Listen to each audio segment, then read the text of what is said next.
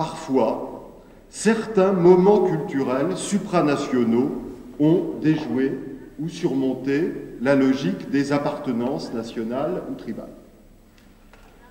On peut repérer ainsi l'Europe de l'université médiévale, ou de Bologne à Paris, de Prague à Oxford, des clercs communiquant à travers une langue commune, qui était le latin, participaient à la même conception du monde chrétienne.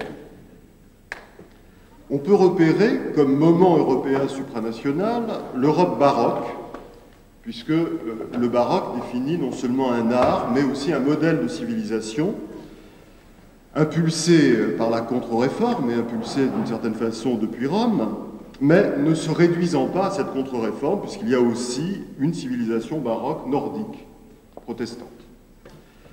On peut repérer le moment de l'Europe des Lumières, au XVIIIe siècle, où les philosophes français éclairés, comme on le dit, pouvaient trouver un écho de leur pensée émancipatrice dans l'Aufklärung allemande, l'illuminismo italien ou chez les Illustrados en Espagne.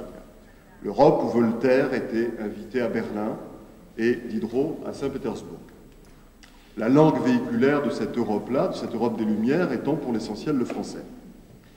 Et puis enfin, l'Europe plus récente de la modernité culturelle, au début du XXe siècle, où les grands artistes modernes circulaient sans entrave d'un pays à l'autre, Stravinsky et Picasso à Paris, Le Corbusier à Moscou, Joyce à Trieste, Paris et Zurich, Schoenberg passant de Vienne à Berlin, et où les mouvements d'avant-garde, les futurismes plutôt, le surréalisme, le dadaïsme, dépassaient les particularités locales et affichaient leur vocation supranationale.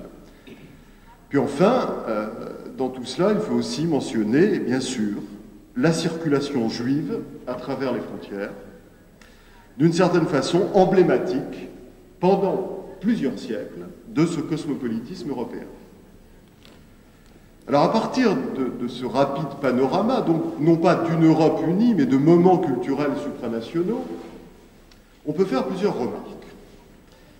D'abord, on peut constater que tous les pays européens n'ont pas participé également à ces moments culturels supranationaux, dont certains se sont même explicitement écartés. Et contrairement à ce qu'on peut croire, la France, par exemple, s'est écartée, en particulier, du modèle baroque.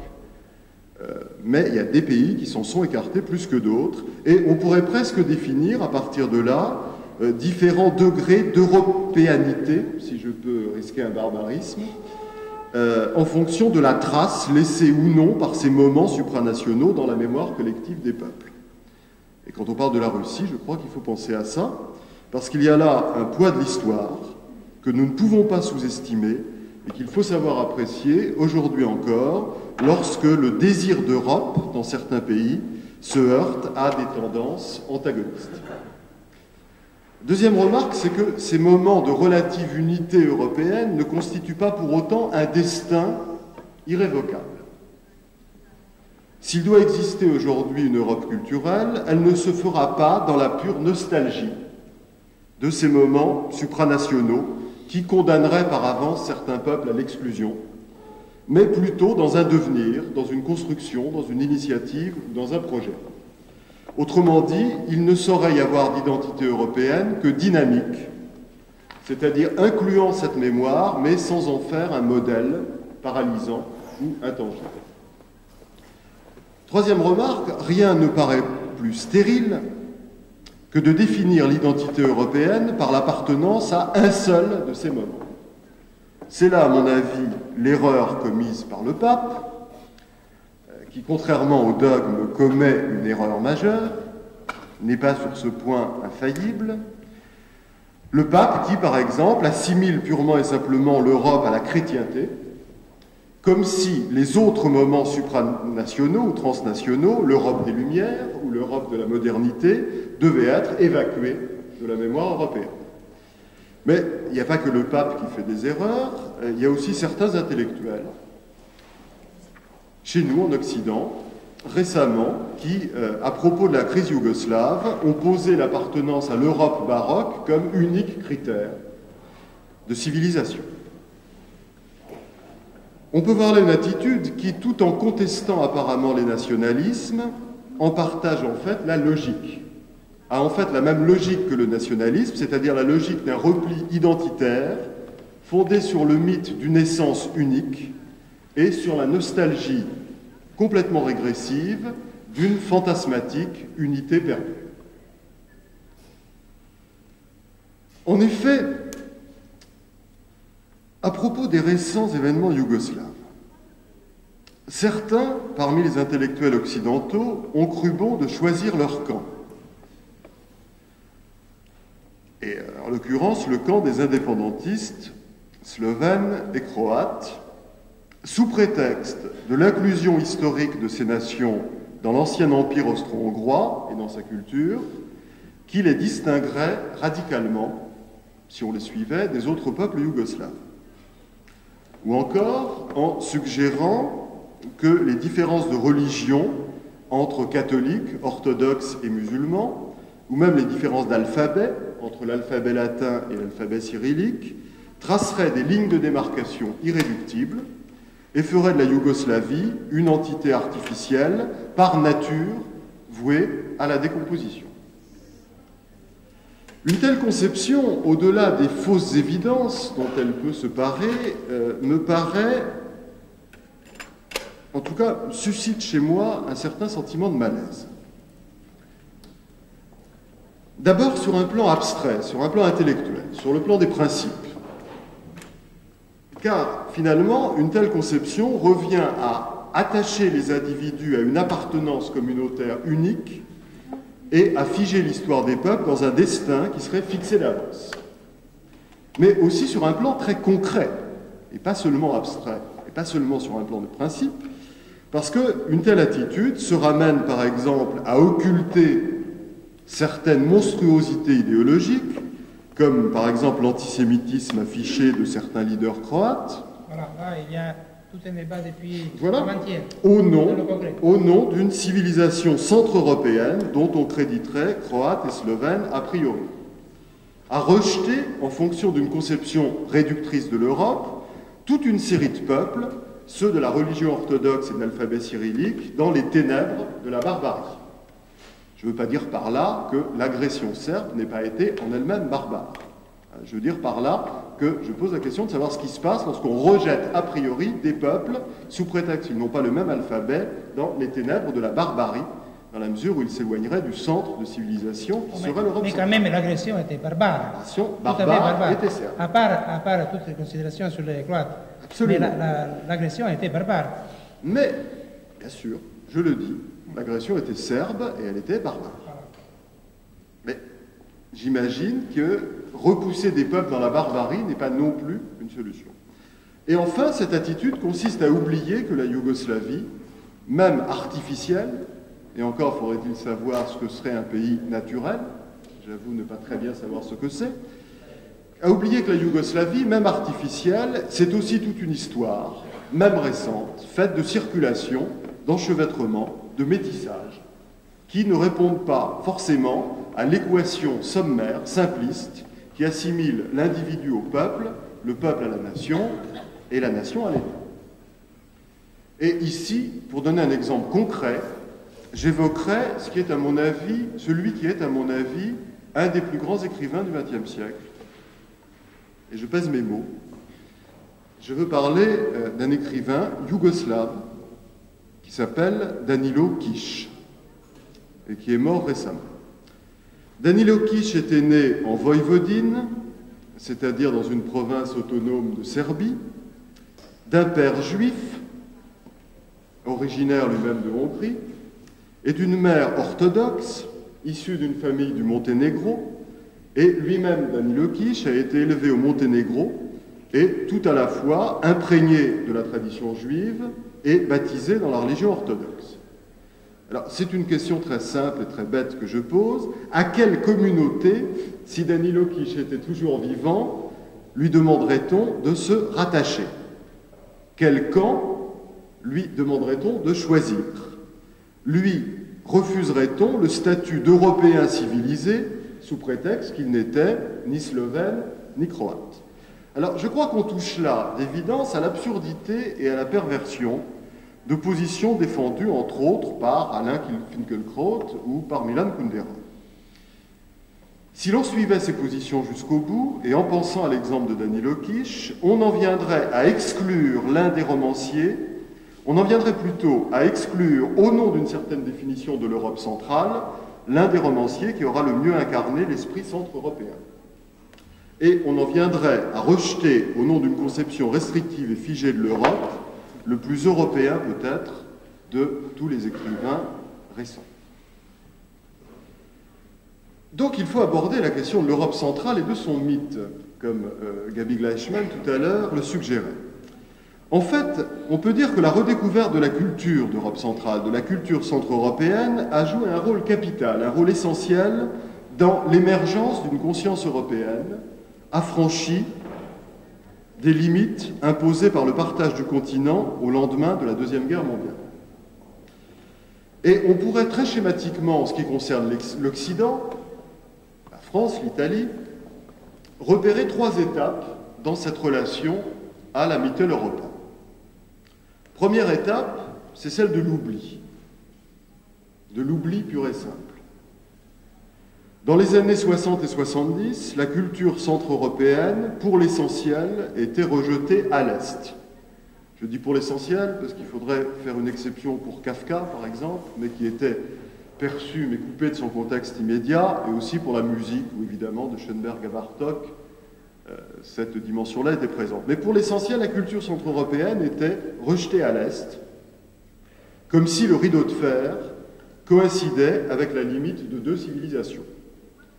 Ce qui vient clore cette période, ce qui vient renverser la situation, c'est un texte assez décisif de Milan Kundera, qui s'appelle « Un Occident kidnappé », qui a été publié en France dans la revue Le Débat en 1983, et qui est venu rappeler tout à la fois que la Tchécoslovaquie, la Pologne, la Hongrie, autrefois liées à l'Autriche et à Vienne, appartenaient à la même culture que l'Occident, et que ces petites nations étaient porteuses de valeurs, par exemple de valeurs de respect pour la culture, de relativité, d'ironie, de défiance envers l'illusion lyrique des idéologies modernistes, qui étaient des valeurs propres à apporter à l'Occident quelque chose, à lui apporter un point de vue critique sur ses propres mythes et ses propres illusions. Première étape. Deuxième étape, à partir du milieu des années 80, c'est l'étape de la réappropriation de l'Europe centrale par l'Occident. Processus ambigu, équivoque, où deux tendances se mêlent indissolublement. La première tendance, c'est la prise en compte d'œuvres littéraires et artistiques sans lesquelles l'esprit européen serait incomplet, serait mutilé. C'est la redécouverte, ou du moins la redécouverte dans le grand public, de Musil, de Broch, de Hasek, de Schiele, de Gombrowicz, de Schulz, et jusqu'aux grands artistes et écrivains centre-européens d'aujourd'hui, Miloš, Kundera, Danilo Kish, dont je parlais, Tadeusz Kantor. Mais en même temps que ce processus de réappropriation, il y a, simultanément, indissociable, une certaine mythologie de la Mitteleuropa qui arrive et qui culmine dans les grandes expositions et rétrospectives viennoises, par exemple, qui ont essaimé dans la plupart des grandes villes européennes, et mythologie qui est propre à entretenir, sous le couvert d'un véritable effet de mode, toutes sortes de confusions et d'amalgames, par exemple, amalgame entre le kitsch et ce qui résiste au kitsch. Le texte, à mon avis, qui permet de penser cette deuxième période, de distinguer entre la nécessaire réappropriation et la confusion des modes périphériques, c'est bien entendu le livre d'un Italien, c'est le livre qui s'appelle Danube de Claudio Magris.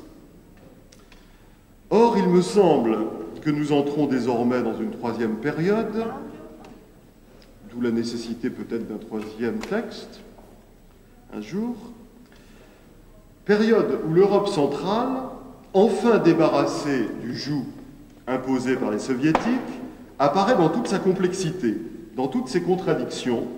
Par exemple, un lieu où il y a à la fois des aspirations démocratiques et des attitudes de régression, nationalistes, populistes, sur le plan politique comme sur le plan intellectuel et culturel. C'est le moment, donc, nous y sommes, où s'impose une vision critique, démystifiante, dans la mesure où le mythe de la Mitteleuropa peut désormais fonctionner, on l'a vu à propos de la Yougoslavie, non plus comme un facteur d'ouverture, mais au contraire comme un facteur de repli et d'exclusion. C'est ce qu'indique très bien un intellectuel français qui s'appelle Christian Salmon, qui est responsable à Strasbourg d'un forum des littératures européennes, et qui récemment a résumé ceci en quelques phrases que je vous cite, qui me paraissent très justes. La référence, disait Salmon, aujourd'hui rituelle à l'Europe centrale, est devenue le cri de ralliement de tous les partisans d'un nouvel européocentrisme, débarrassé de ses colonies et de ses complexes, favorable à un Occident autarcique, aussi élitaire qu'un club aristocratique. Et je vous cite une autre phrase, « Changer de point de vue sur l'Europe, c'est rompre avec le fantasme d'une identité introuvable et abandonner l'image d'un centre d'où rayonnerait la culture européenne vers des marches de plus en plus barbares. » Autrement dit, la chute du mur de Berlin nous a désorientés, au sens strict, c'est-à-dire nous a coupés de notre Orient. Il importe maintenant, peut-être, de nous décentrer. Tel serait en somme le programme, cesser d'être fasciné par le centre et ouvrir la conscience européenne aux marges et aux périphéries culturelles tout aussi bien du continent. Car là aussi, comme à l'époque où Kundera parlait de l'oubli de l'Europe centrale, là aussi c'est toute une mémoire ensevelie qu'il convient de désenfouir et qui serait propre probablement à apporter à l'Occident un nouveau point de vue critique, en lui rappelant en particulier l'impureté de ses origines, le caractère forcément hybride de certaines de ses sources culturelles. Je fais une petite parenthèse irrationnelle.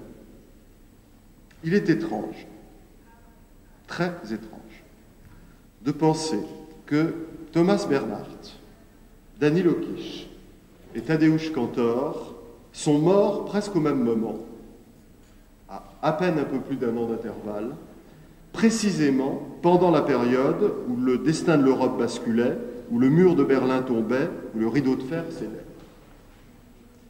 Or, ceux-là, Thomas Bernhardt, Danilo Kish, Tadeusz Kantor, étaient justement les trois grands artistes de ce qu'on pourrait appeler la mémoire noire de l'Europe centrale. Les explorateurs de sa face d'ombre, les trouble-fêtes acharnés à sonder le mal qui continue à la ronger. Comme si l'histoire elle-même avait voulu, au moment où naissaient de nouveaux espoirs et une nouvelle illusion lyrique, celle d'un triomphe irréversible de la démocratie, se débarrasser de ceux qui étaient les plus aptes à briser l'illusion et à rappeler sans cesse la part maudite de l'Europe. Il y a là, dans la conjonction de ces dates, une de ces coïncidences qui parfois laisse un peu rêveur. Bon, je vais revenir à quelque chose d'un peu plus rationnel, si j'en ai le temps. Oui. Si l'on cesse donc de penser l'Europe en termes de centre rayonnant vers la périphérie. Je voudrais juste remarquer qu'en Italie, il n'y a pas de centre. Non. Non, mais il y a un nord et un sud. Ce dont je voudrais parler maintenant. Si l'on cesse de penser l'Europe en termes de centre rayonnant vers la périphérie, alors ce sont d'autres axes qui apparaissent, d'autres circulations, et la nécessité d'autres anamnèses et d'autres réappropriations. Interroger cela, ce que j'appelais tout à l'heure décentrer l'Europe après l'avoir désorientée, inclure dans la conscience européenne ces zones culturelles qui ne coïncident pas avec les traditionnelles zones de pouvoir, c'est, par exemple, commencer à réévaluer la culture des nations nordiques, de la Scandinavie et des pays baltes, qui est, à mon sens, sauf exception, largement sous-estimée par l'Europe occidentale. C'est ensuite apprécier la dualité de la culture russe. Apprécier la dualité de la culture russe, c'est-à-dire bien voir que la culture russe a toujours été le lieu d'un affrontement entre un courant européen et un courant anti-européen. Et donc refuser de rejeter sans autre forme de procès, la Russie dans la barbarie asiatique, ce que font certains, et prendre le parti de tout le courant d'hier et d'aujourd'hui qui a tenté au contraire et tente encore d'arrimer la Russie à l'Europe contre toutes les tentations de repli, contre toutes les tentations chauvines, contre toutes les tentations slavophiles. Et c'est quelque chose de très compliqué parce que ce courant lui-même est contradictoire. Hein, si on pense par exemple à un romancier comme Dostoïevski, on peut dire que Dostoïevski était loin d'être européen dans son idéologie, très loin d'être européen dans son idéologie, et qu'en revanche, il était profondément européen, peut-être malgré lui, dans sa conception du roman. Voilà le genre de contradiction qu'il faut explorer. Puis enfin, surtout, ça veut dire, eh bien, ce tour parfois enrichit mutuellement de leurs contacts. Ou encore, puisque je parlais de la circulation juive, commencer à comprendre que la circulation séfarade n'est pas plus barbare ou moins civilisée que la circulation ashkénaze. Ça veut dire revenir sur, par exemple, ces territoires dont je parlais d'expérience de l'altérité, que sont l'Andalousie d'avant 1492, la Sicile, ou même les pays européens qui ont été un temps soumis à l'Empire ottoman. Melilla, comme disait Arabar ce matin. Melilla. Voilà. Donc il convient de rappeler ici, et c'est quelque chose en général que l'Occident oublie, il convient de rappeler ici, par exemple, cette civilisation musulmane intérieure à l'Occident, selon la formule d'un écrivain tunisien qui s'appelle Abdelwahab Medeb, où l'Europe doit encore redécouvrir une part de ses origines oubliées.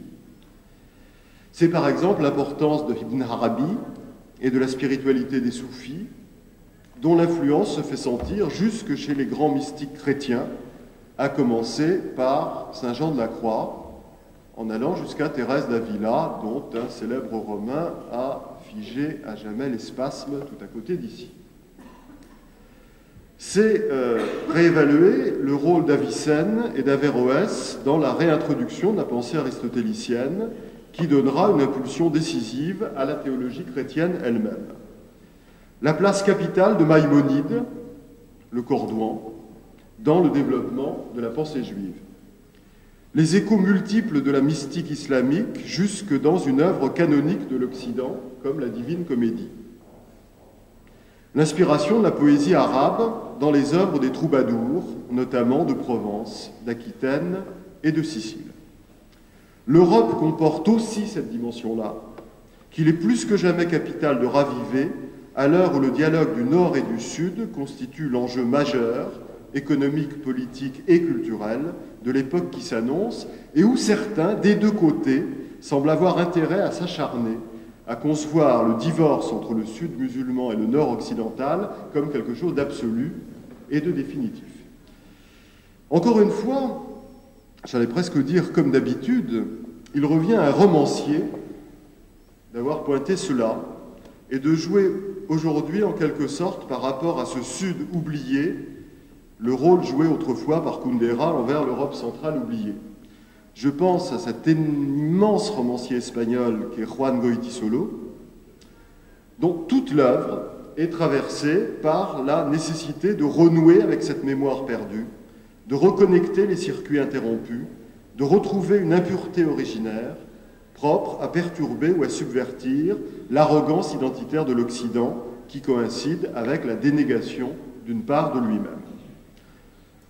En somme, ce qu'il nous faut commencer à imaginer, c'est une conscience européenne qui ne se réduirait pas aux zones catholiques, ni à celle de l'alphabet latin, à l'époque, et c'est en cela qu'il ne s'agit pas seulement d'un problème d'archéologie, mais d'un problème actuel, à l'époque où, par exemple, toute une génération issue de l'immigration, c'est un phénomène très sensible en France, semble osciller quant au statut à donner à sa double culture et manquer des repères symboliques nécessaires à l'identification.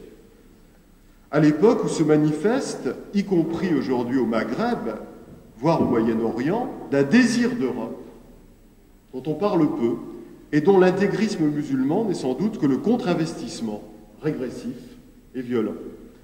Et il y a sans doute beaucoup mieux à faire dans une telle situation, pour nous, que de figer l'Europe dans une identité définitive et tronquée, et de rejouer culturellement sans fin la bataille de Poitiers ou la bataille de Kahlenberg.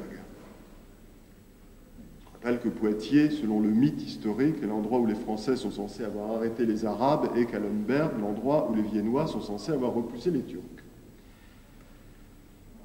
Là où on peut rejoindre Kundera, le point le plus important peut-être de la réflexion de Kundera sur ces sujets, c'est la relation qu'il établit, en particulier dans un essai comme L'art du roman, entre l'esprit européen et l'esprit du roman. Il y a là quelque chose dont nous n'avons pas suffisamment, à mon sens, pris la mesure, et qui définit le roman, non pas comme une forme, ou comme un genre littéraire, mais comme le lieu d'une exploration infinie, propre à symboliser, sinon à fonder, une véritable civilisation. Il y a à cela des raisons qui tiennent d'abord aux conditions mêmes de la création littéraire.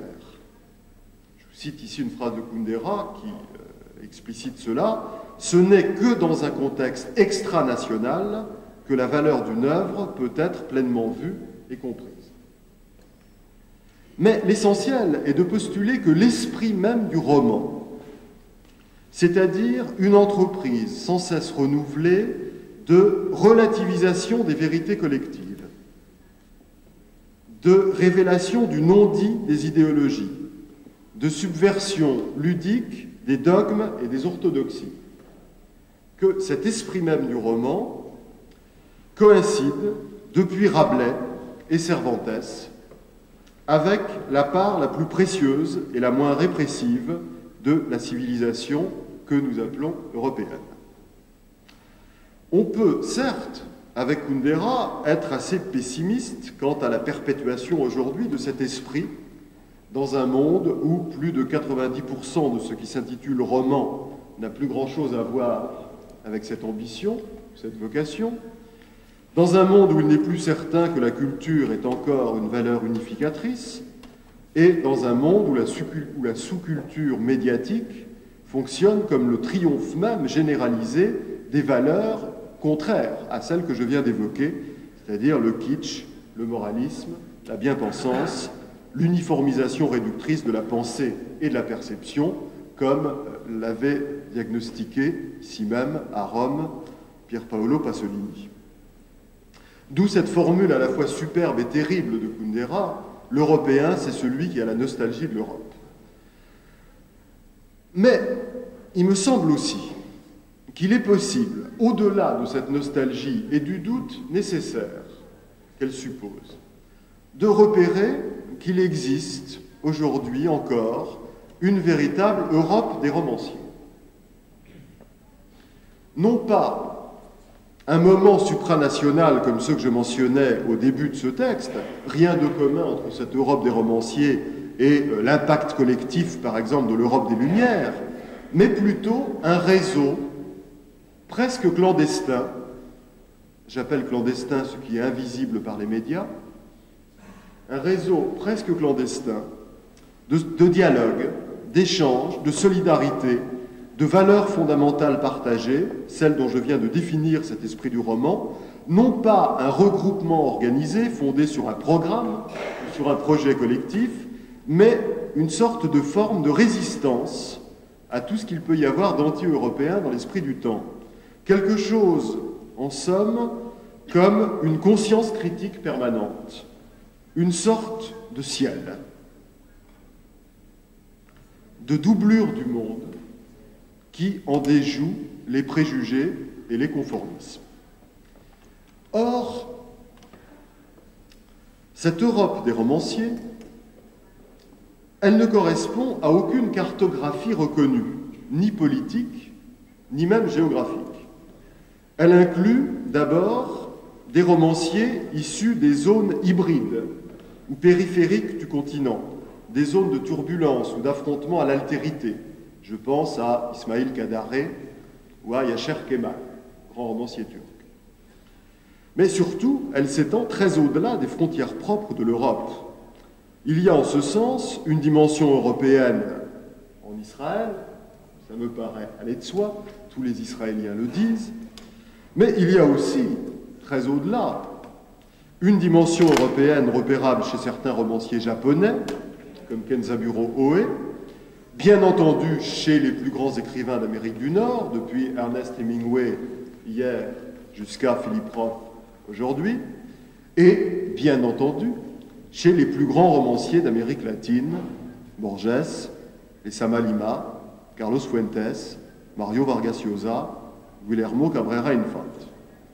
C'est par exemple Juan Goytisolo qui faisait remarquer dans un superbe livre d'essai qui s'appelle Dissidencias en espagnol que la résurrection de l'esprit des grandes œuvres de l'Espagne baroque, la résurrection donc de l'esprit des grandes œuvres de l'Espagne baroque avait été le fait des latino-américains plus que des espagnols. Borges et Cabrera Infante en ce qui concerne Cervantes, Lezama Lima et Sarduy en ce qui concerne Góngora. Et j'ai moi-même, dans un essai qui s'appelle L'Artifice, avancé que le grand roman qui expose la vérité refoulée de la civilisation hispanique ne provient pas en fait de l'Espagne, mais du Mexique. C'est un roman qui s'appelle Terra Nostra et qui a été écrit par Carlos Fuentes. Alors le risque ici, évidemment, c'est de diluer la notion d'Europe, de l'élargir au point de l'étendre à toute la planète et de lui faire perdre ainsi toute pertinence. Aussi, faut-il insister sur le fait que cet esprit du roman n'a rien d'un universalisme abstrait, à prétention hégémonique, comme le furent la théologie médiévale ou comme le furent les Lumières, puisque précisément, il se définit par la mise en crise des orthodoxies et des vérités dogmatiques. Cette mise en crise, c'est en somme la composante européenne des œuvres que je viens d'évoquer. Quoi qu'il en soit, il me semble que l'Europe, alors là pour le coup au sens géographique et même politique, aurait tout intérêt à ne pas négliger cet imaginaire européen se déployant sur d'autres continents et qui est probablement propre à tisser des réseaux de solidarité autrement plus solides que ceux qui relèvent simplement de la logique du marché. Pour finir, je voudrais aborder une dernière question, enfin du moins poser une dernière question, dans la mesure où c'est quelque chose de complexe, de délicat et qui mériterait toute une méditation. C'est celle du passé colonial de l'Europe. Passé colonial aujourd'hui refoulé, aussi bien par la mauvaise conscience des colonisateurs que par l'humiliation ou le ressentiment des ex-colonisés. Et ce qui est refoulé, c'est toute l'histoire culturellement forte des liens qui se sont tissés au-delà de toutes les exploitations, de toutes les atrocités, avec les peuples qui ont été soumis à l'Europe. Il y a là, à bien y penser, quelque chose comme une autre mémoire confisquée, un autre oubli, provoquant des situations tout à fait paradoxales. Je pense par exemple à un écrivain comme Kateb Yassine, qui est aujourd'hui un écrivain doublement méconnu. À la fois méconnu par la France, qui ne l'intègre pas dans son patrimoine officiel, parce que pour la France c'est un écrivain algérien, et méconnu par l'Algérie, dans la mesure où l'Algérie a été assujettie à une arabisation forcée, qui n'a pu que déboucher sur l'exclusion de Kateb Yassine, et même la double exclusion de Kateb Yassine, à la fois comme écrivain kabyle et comme écrivain ayant écrit la plus grande part de son œuvre en français. Voilà donc un exemple typique d'un homme des marges, des frontières, des métissages, de ces marges de l'Europe où se joue sa vérité, et qui est aujourd'hui aussi bien rejeté par le monde musulman intégriste que par le monde occidental.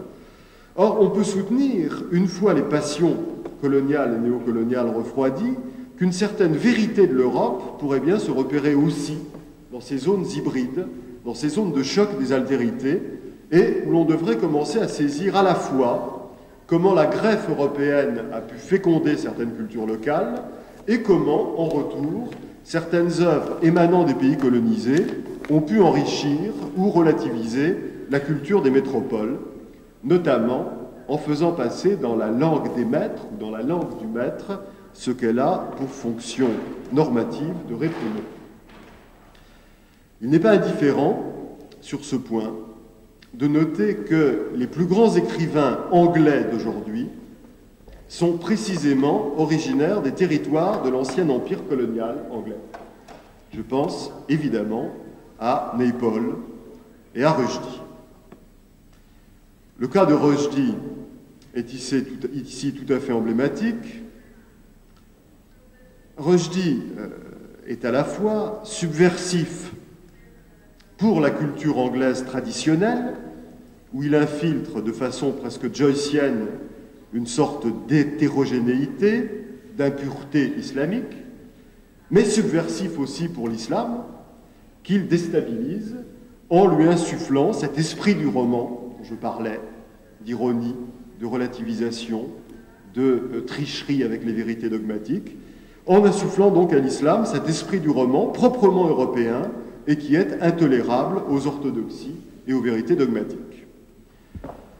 Alors voilà, ce pourrait peut-être, c'est du moins une hypothèse que je lance, être la définition même et la pierre de touche de cet esprit européen que j'ai tenté de cerner.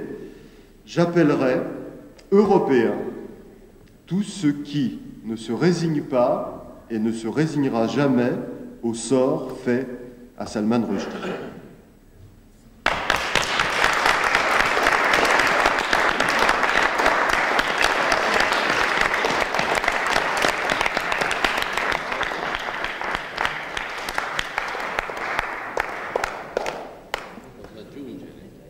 Cosa? Lo farò domani?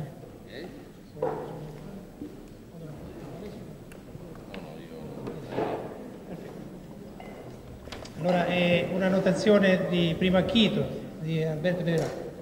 Io credo che l'intervento di Scarpetta sia stato talmente vasto e esauriente che poi riprendendo i motivi anche che sono stati enunciati ieri. Sì, senza saperlo.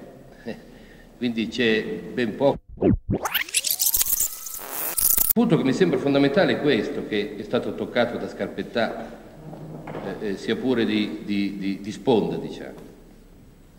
Noi parliamo di una tensione, di un désir d'Europa che dovrebbe riguardare la cultura e che comunque la tensione tocca e riguarda le alchimie, le architetture del mondo economico e del mondo della finanza. Ma Scarpetta ha toccato un punto fondamentale. L'azione della Chiesa, cioè quella tensione che esiste nel mondo religioso cristiano, è anti-europea. E questo è un punto di estrema importanza, perché non è stato toccato e forse anche nelle nostre congetture non è entrato a sufficiente. Una tendenza a inglobare l'Europa in un discorso mondiale che è di egemonia religiosa e che ha portato anche sul piano politico a delle azioni molto precise, molto discusse, molto polemizzate, come il finanziamento, Solidarność, per un'azione singola all'interno della Polonia al fine appunto di smantellare una struttura socialista. Quindi riflettere anche su questa notazione che è terribile in sé, proprio la tendenza anti-europea di un movimento del Vaticano. Forse però Scarpetta non diceva questo, no? No, ma di rimbalzo nasce questo. Sì, vediamo. Mi pare che nasca questo, la considerazione su questo pericolo, diciamo così, secondario. Un altro punto che mi sembra importante, vado cercando queste, che nasce da questo intervento, nasce la sensazione che al di là di tutte le fonti storiche toccate, anche attraverso l'esame di uno scrittore amato come Kundera, rimanga poi però come macigno su di noi un'Europa dello spettacolo, un'Europa estremamente superficiale che a livello di informazione e di comunicazione si attiene strettamente a delle regole spettacolari. Per esempio la mancata comunicazione anche dei media sulla tragedia jugoslava credo si debba alla considerazione che quella tragedia non era a sufficienza spettacolare per circolare nel mondo della comunicazione europea. Quindi questa Europa dello spettacolo, questa Europa della superficialità, che tende poi a cancellare le ragioni profonde dell'Europa stessa, c'è una tendenza dei media a cancellare quella che è la memoria dell'Europa. Io credo che in gioco sia potentemente la memoria dell'Europa, quella memoria anche non lontana ma recente che sollecita e anima Kundera. Addirittura oserei usare un paradosso che spero mi sia perdonato. La dittatura in un certo senso è servita come madre terribile a Kundera e quindi ora che è caduta quella memoria rimane. Ecco, il tentativo di cancellare questa memoria dai persuasori occulti che dichiarando di creare un'Europa in realtà tendono a cancellare la memoria. E qui io non ho seguito bene, non ho potuto seguire bene perché in inglese l'intervento di Gabi sul tribalismo, ma rimane ancora più che mai valido il discorso di uccidere i cannibali, cioè uccidere i corruttori che pianificando un'Europa nuova in realtà cercano di ammazzarne lo spirito. E infine una considerazione, forse non ho capito bene, ma diceva Scarpettà che gli intellettuali sono serviti come anima, come seconda anima dei politici. Io credo che gli intellettuali in alcuni paesi europei siano stati abbastanza ignoranti dell'avventura dei politici in realtà da salvarsi attraverso anche la loro viltà, cioè di non servire come seconda anima, come pseudo seconda anima. Ma insomma mi sembra che la sensazione sia quella di necessità di discutere tra la memoria dell'Europa che dovrebbe costituire il presente e il futuro e un presente che viene costruito proprio contro quella memoria. La scena fino a se stessa non ha memoria.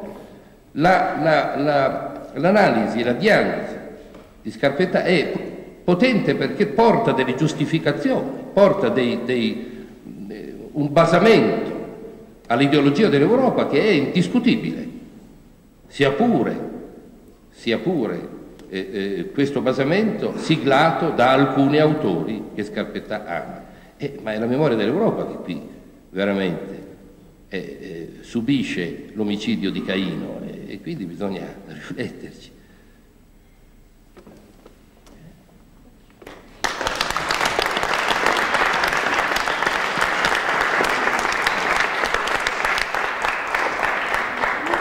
A questo punto... Sì, prego. C'è difficile per me di parlare italiano dopo un discorso in francese, ma volevo dire il mio accordo con questa intervenzione e dire che per me la questione della Chiesa è importante perché è una questione equivoca perché c'è il momento cattolico è un momento importantissimo della memoria europea, ma la difficoltà è quando qualcuno, un papa, fa di questo momento l'unica origine e l'unica definizione dell'Europa. Credo che c'è qualcosa di completamente esclusivo, regressivo, nostalgico e che va verso l'esclusione.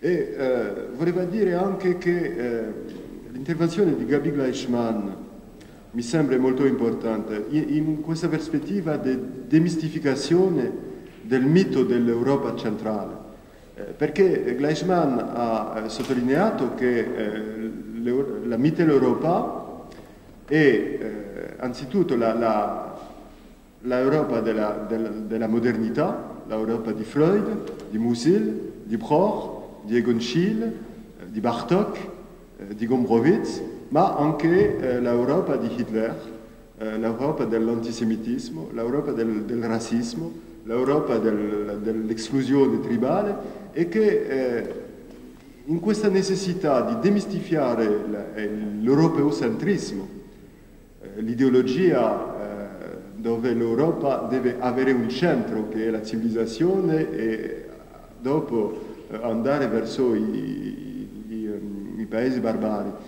In questa demistificazione si deve capire, c'è qualche cosa di difficile, perché nella stessa scuola si sono andati a scuola insieme Wittgenstein e Hitler. Nella stessa scuola. Cioè l'Europa.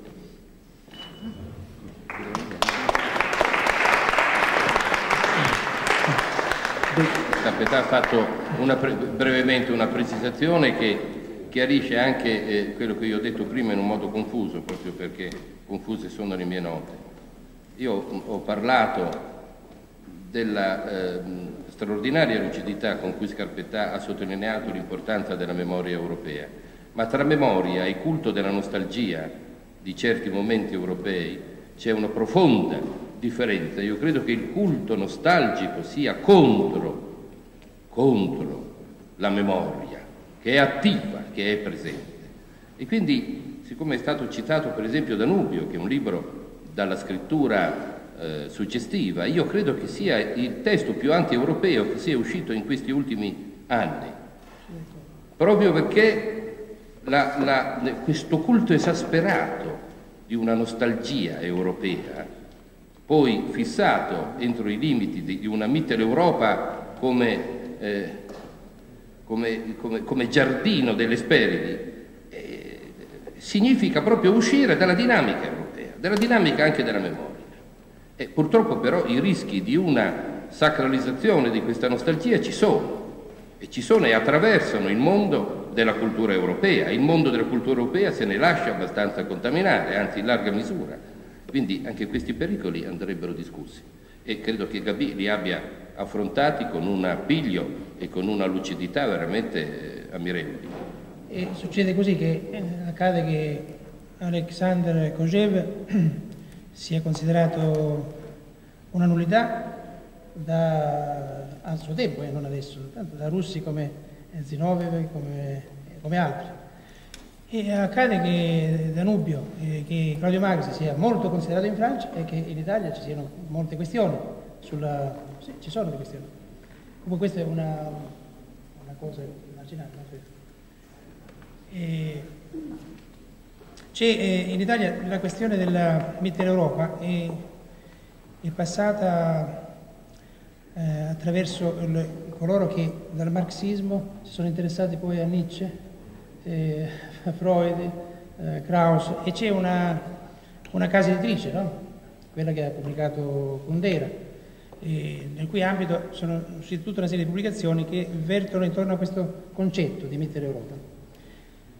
Noi abbiamo pubblicato un libro di Verrecchia, questo lo accenno appena, Verrecchia che aveva a suo tempo fatto un altro libro su Nietzsche a Torino, no? Che è un libro di un certo interesse, dove ci sono alcune novelle e una in particolare con estrema ironia intorno a questo culto, insomma, della Mitteleuropa, no?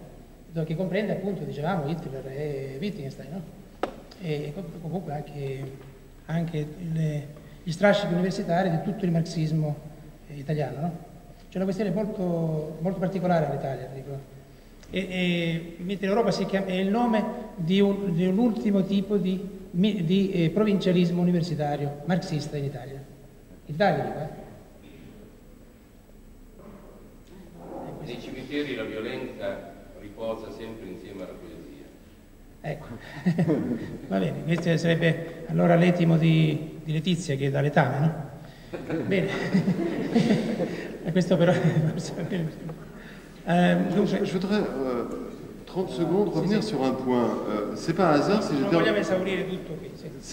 si j'ai terminé mon intervention sur le nom de Salman Rushdie. Je tiens à dire qu'il me paraît moralement inacceptable qu'une réunion d'intellectuels ou d'écrivains puisse avoir lieu en Europe aujourd'hui sans que soit envoyé un message collectif de solidarité à Rushdie. Le cas de Rushdie est absolument emblématique de cet esprit du roman qui est l'esprit européen en lutte contre les orthodoxies et les dogmatismes qui condamnent à mort un auteur de fiction, qu'ils n'ont pas lu, évidemment, qu'ils sont incapables de lire. Et je crois que le soutien à Rushdie, le soutien affirmé, affiché, public à Rushdie, est une des pierres de touche, réellement, de cet esprit européen. Et je crois que si on se séparait demain soir sans avoir adressé un message de soutien à Rushdie, on aurait failli à notre vocation européenne. Oui, mais justement, les mitteleuropéistes communistes en Italie ont été contre Rushdie au moment de la polémique. Je voudrais quand même rappeler un contexte pour notre discussion se passe. Parce que sinon, nous nous trouvons à côté de ceux justement qui sont intervenus contre, no? Contre Rushdie au moment du débat. E abbiamo avuto una giornata densissima, un'ora e mezzo di intervallo. Io ritengo che riprendiamo il dibattito e anche le esposizioni alle 9 questa sera. Ringrazio ciascuno. Arrivederci. Stiamo cominciando un po' in ritardo, dico gli orari di domani. Allora, domani mattina incomincia alle 9:15. Ci sono ancora molte esposizioni e interventi, fino all'1 certamente, e poi dalle 2:30 alle finché non termina, quindi 19:30 o circa. E il mio intervento sarà alle 5:30 del pomeriggio, come c'è stato qualcuno che mi aveva chiesto. Allora, questa sera, in quest'ora che ci rimane, possiamo procedere così, per interventi liberi. Quindi Natalia Ivanova è stata spesso menzionata da molte persone a vario titolo. C'era chi era molto favorevole, chi era molto arrabbiato, e l'ultimo a essere arrabbiato è stato Zinoviev, mentre molti sono stati coloro che erano favorevoli. Bene, allora c'è qualcuno che vuole venire qui al tavolo a parlare? Intorno al congresso, intorno alle 2 giornate finora trascorse. E eventualmente notazioni, obiezioni o a questa o quella relazione, oppure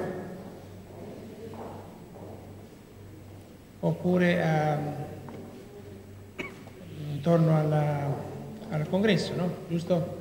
Questa sera facciamo un po' il punto, o sentiamo, o, ripeto, notazioni.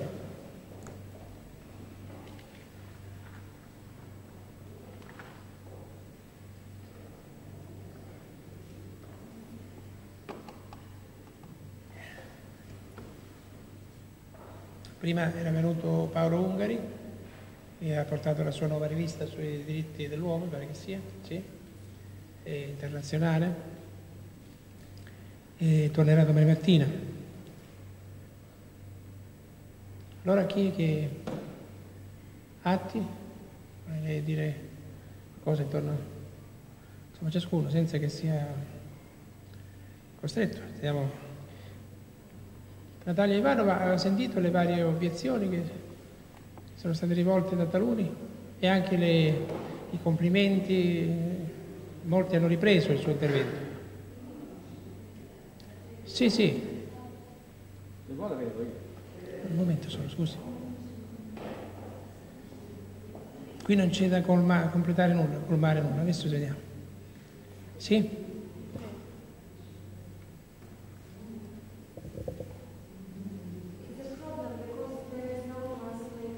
Ah, ecco. Perché non c'è Elena?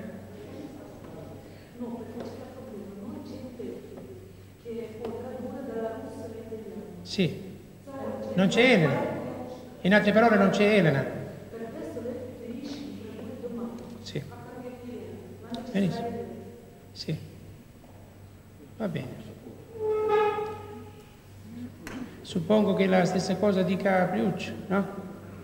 Priucci è stato attaccato violentissimamente da Zinovi, che ha attaccato tutti, quindi in particolare Priucci. Poi con Cariachi ne aveva fraternizzato ieri e oggi, ma non importa. Ieri sera li avevo trovati abbracciati lì al bar dell'albergo, ma insomma non è stato risparmiato neppure Cariachi. Allora con Cariachi abbiamo fatto un accordo, lui sta facendo un lavoro su Goya e Dostoevsky, che manderà tra una decina di giorni. Qui c'è anche Lucio Dal Santo? Forse ancora non... Molti sono ancora al ristorante, vedo che hanno un pranzo romano.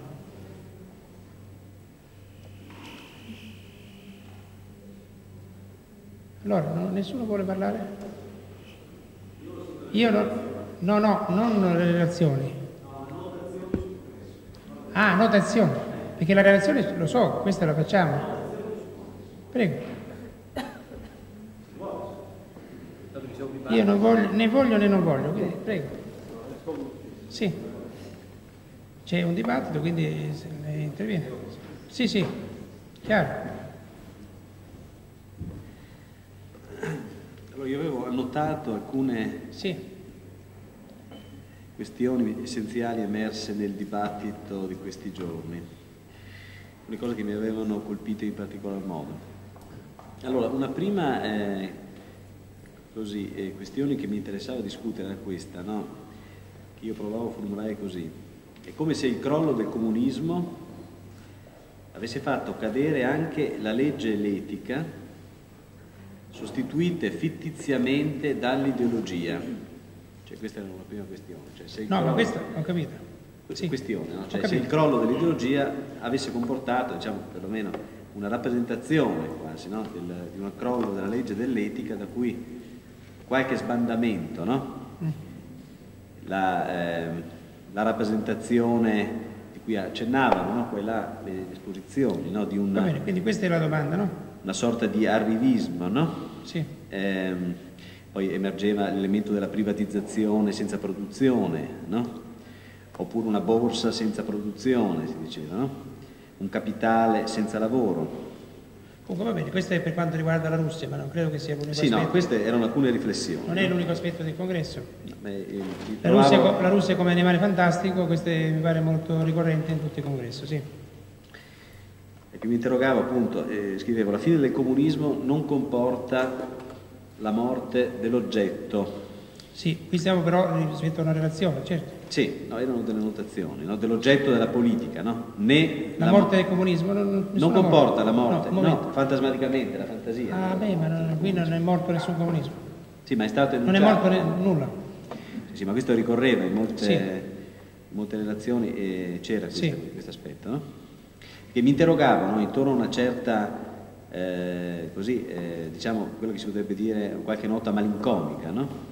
Io, nella parte mia nessuna, ma ancora... No, non sua. Non sì, però adesso io vorrei che se intervengono persone dell'associazione, che intervengono in maniera, come dire, per dire qualcosa dell'essenziale del congresso, cioè non tanto per fare... Beh, questa comunque era una notazione sì. di qualche interesse, cioè... Mi sembrava appunto che là, in termini analitici, cioè che la malinconia... Non ho avvertito io nessuna malinconia, però può darsi che lei invece sì. Sì, no, ma non è mia, cioè né nell'aria né in nessuna esposizione. Sì. In qualche intervento. La malinconia, cioè io notavo appunto una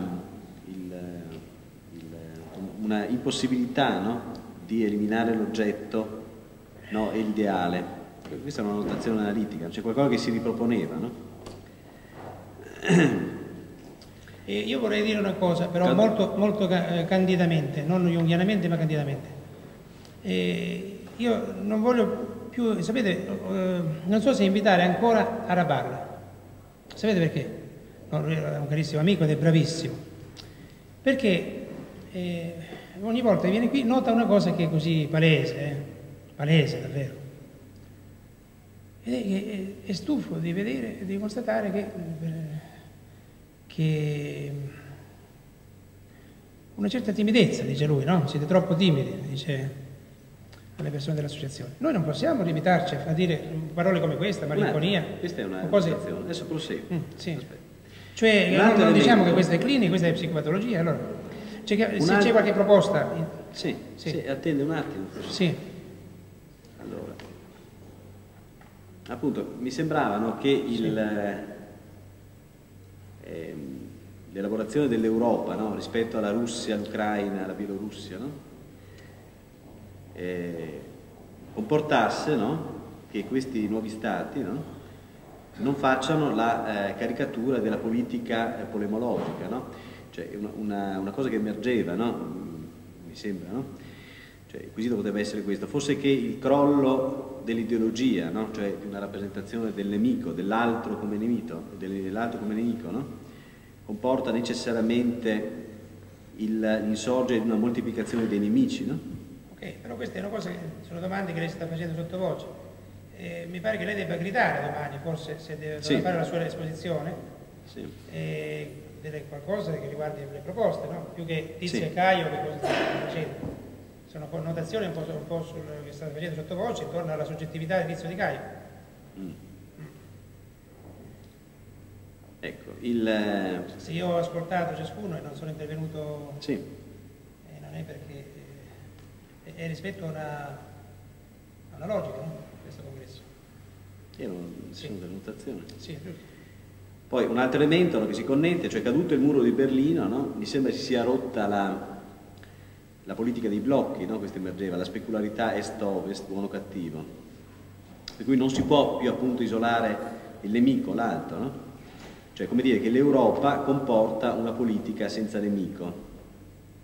Questo era un elemento, mi sembra, che emergeva, no, in diverse relazioni, ecco. Per esempio anche quindi il quesito che prendeva anche Alter, per esempio, caduto il muro, allora i tedeschi si rappresentano il nemico nella Francia, per esempio, no? Questo esclude l'Europa, no? Cioè quanto la caduta del muro abbia messo in questione, no, questa rappresentazione della politica dei blocchi, quindi della rappresentazione del nemico e dell'altro nella politica, no? Quindi avviando l'istanza di un'Europa senza nemico, cioè quindi la caduta del muro comporti, come dire, una divisione, cioè non abbia tolto la divisione, no? Ma ne abbia semmai dissolto la rappresentazione, che poteva essere appunto rappresentata dal muro, no? E ponga l'istanza e quindi anche dell'Europa come apertura e come divisione. E questa era una prima notazione. È vero, questa qui è una notazione interessante. Sì. Bene. Però è un po' difficile intervenire. Prego. Magari lì dove si trova. Vabbè, forse per la traduzione. Non ci sono molti per i quali... sì, prego. Forse ci vuole la traduzione. Sì.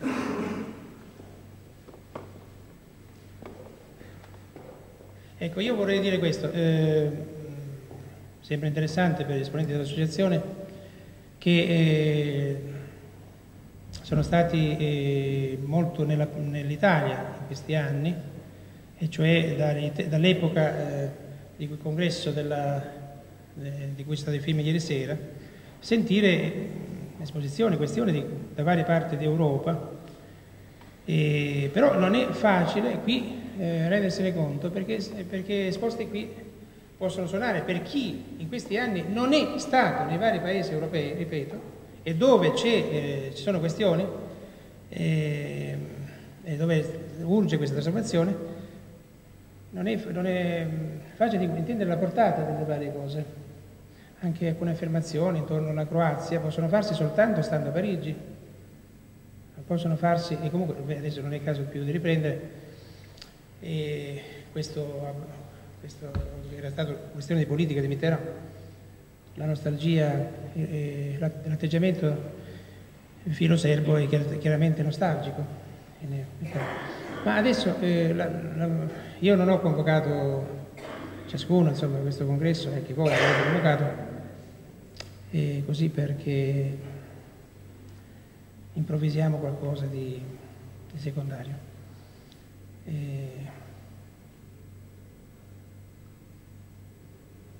è un laboratorio, è una premessa per quanto avverrà a San Pietroburgo e a Parigi, è un invito anche agli esponenti dell'associazione a sbarazzarsi di quella che Arabala chiama timidezza, io dico potrà chiamarsi in altro modo, e a organizzare davvero il congresso di San Pietroburgo e di Parigi.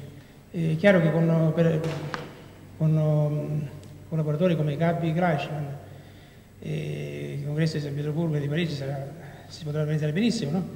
Ma è un'altra cosa se c'è l'apporto di ciascuno di voi, se c'è un dispositivo effettivo. Questa è la questione. Ecco, allora un po' per ciascuno di coloro che sono qui, della casa editrice e della fondazione, c'è un invito da parte mia, anche ascoltando questi vari interventi, a varcare, no, loro sì che hanno la patria, perché non varcano mai la frontiera, cioè per loro sono i confini veri e propri, non usano mai il passaporto. Quindi, no? Lei invece che cosa ci dice di bello? Prego, perché vorrei terminare subito se il tono è quello che stiamo intravedendo. Prego. No, io volevo riportare un discorso sulla questione cattolica. Sì, ma è difficilissimo perché significa che lei deve fare uno sforzo di comunicazione ingente. E la questione cattolica, dove il termine cattolico qui nella sala oggi pomeriggio è risuonato soltanto come qualcosa che riguarda i cattolici. Allora lei dice questione cattolica e suppone già, no? Io non credo. Cioè questa assenza di comunicazione da parte degli esponenti dell'equipe, no? I quali suppongono già molto, avrebbero molto da dire, appunto, veramente molto da dire, ma suppongono che ha acquisito qualcosa. Prego. Cioè in pratica io volevo precisare alcuni elementi che... Adesso lei si rende conto qui della serata che punto siamo? Dica conto che io sto dicendo, invitando a dire a me, anzitutto, no? Sì. A che punto ci troviamo in questo congresso, quindi al punto in cui ci troviamo qualche riflessione, qualche notazione. Prego.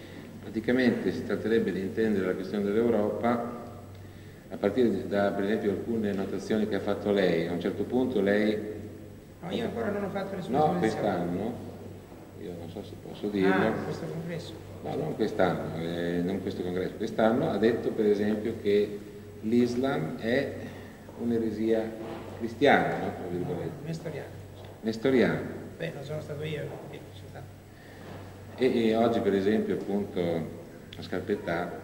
Va bene, ok, ho capito. È molto intimo, intimista quello che sta dicendo. Cioè non c'è la questione della comunicazione, va bene? Ok, va bene. Vi ringrazio, riprendiamo forse domani. Ci sono altri che vogliono intervenire? Prego.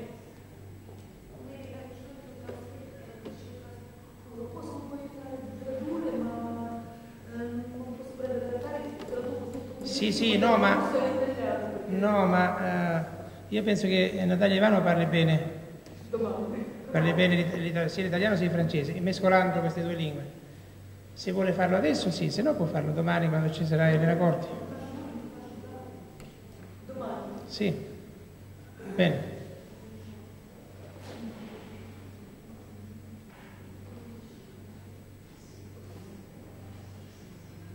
Allora?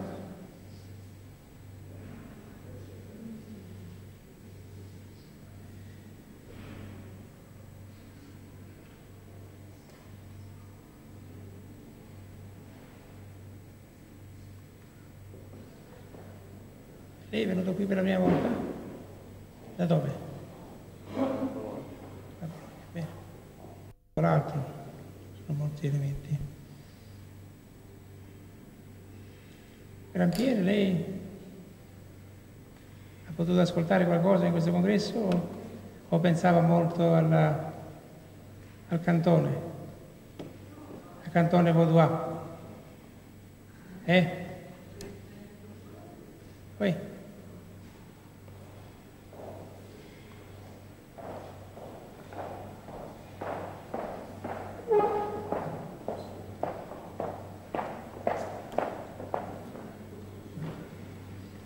Atti ha tradotto un libro importante come quello di Fai, chiaro che avrebbe elementi per intervenire, sì.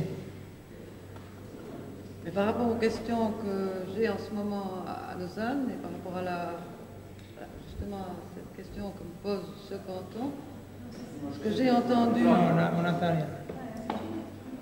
Le micro. Ce que Si j'ai vous voulez entendu... qu'on traduise... Non. Ce que j'ai entendu ces jours me donne, je sais pas, me donne un espoir et me donne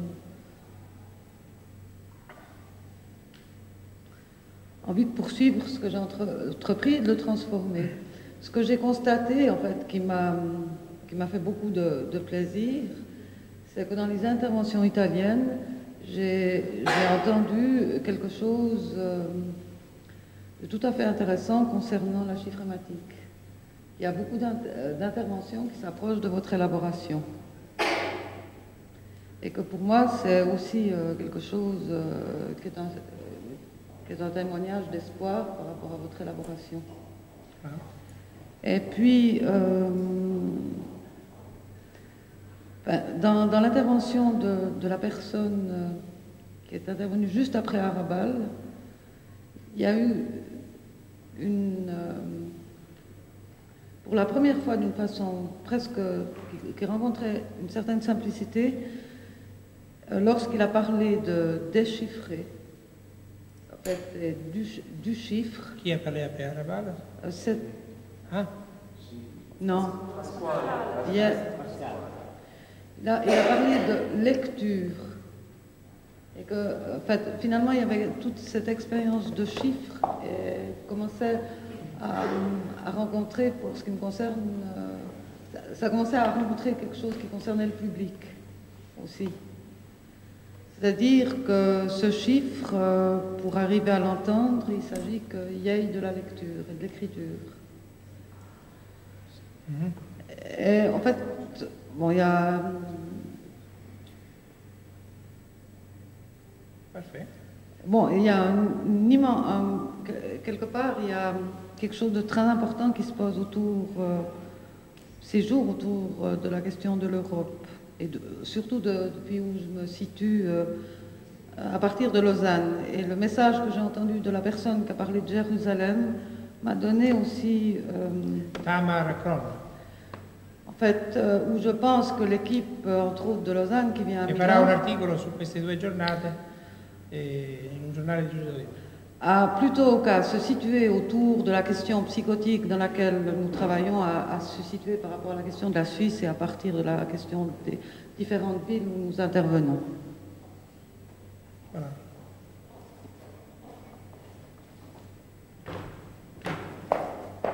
Poi?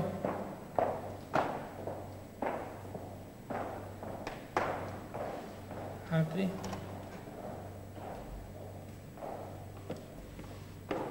Che abbiano colto qualcosa suscettibile di elaborazione domani, nei prossimi mesi.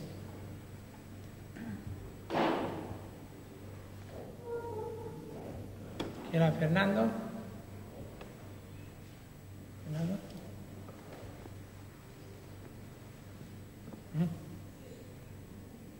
Grazie.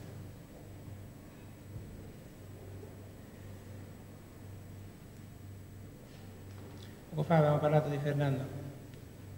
Ci sono altri?